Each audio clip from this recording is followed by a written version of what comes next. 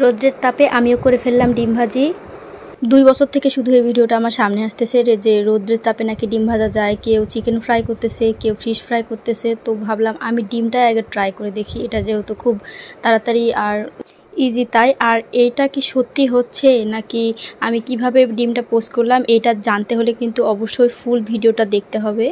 তো সময় তখন ছিল প্রায় 11টা মতন। আমি প্যানটা রেখে আর একটু বালু গরম করতে দিয়েছিলাম, এই বালুর উপরে প্যানটা রাখবো যাতে একটু তাড়াতাড়ি হয় তাই।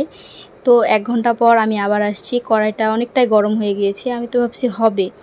তো দেন আমি তেলটা দিলাম ঢেলে, তেলটা দিয়ে আমি আবার 1 ঘন্টার জন্য নিচে গিয়েছিলাম বাকি কাজগুলো সেরে দেন আবার আসছি আমি দেওয়ার জন্য ডিমটা। খুব এক্সাইটেড যেটা হবে কিনা দেখার জন্য, কারণ সারাদিন শুধু ফেসবুকে এই একই ডিম ভাজি, রোদে ডিম ভাজতেছে, কেউ চিকেন ফ্রাই করতেছে, কেউ ফিশ ফ্রাই করতেছে, কেউ ডিম পোস্ট করতেছে, এক একজন এক একটা করতেছে। তো ভাবলাম আমি না করলে কেমন হয়। আমি যেহেতু সব কিছু ভাইরাল কিছু করি কিন্তু সব থেকে পেছনে বা শেষে, তো ভাবলাম করেই ফেলি দেখি হয় কি না। তো ডিমটা দিয়ে দীর্ঘ 1-1.5 ঘন্টা থেকে বসে আছি। ডিম তো ফ্রাই হলো না, আমি ফ্রাই হয়ে গেলাম, কালো হয়ে গেলাম।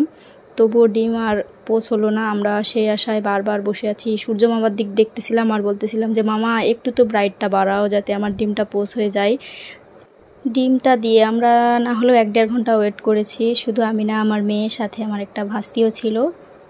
ওয়েট করতে করতে আমরাই ফ্রাই হয়ে গেলাম, তবুও ডিম আর ফ্রাই হলো না। আসলে এখন বুঝলাম সবাই কড়াইটা আগে গরম করে নিয়ে এসে দেন তাড়াতাড়ি করে ডিমটা দেয়, এজন্য হয়তো বা ফ্রাই হয়ে যায়। মানুষকে বোকা বানানোর কত টেকনিক মানুষের, তাই না? তো নিজের আর ফ্রাই না হয়ে চলে আসলাম নিচে, এসে ডিমটা পোস্ট করে নিলাম আর মনকে সান্ত্বনা দিলাম যে ট্রাই তো করেছি, হলে হোক না হলে না হোক, সমস্যা কি। অনেকদিন পর আজকে ভিডিও আপলোড করতেছি, আশা করি তোমরা আমাকে আবার আগের মতো সাপোর্ট করবা। আসলে আমার এক্সাম চলতেছে, এই জন্য আমি একটু বিজি। আল্লাহ হাফেজ।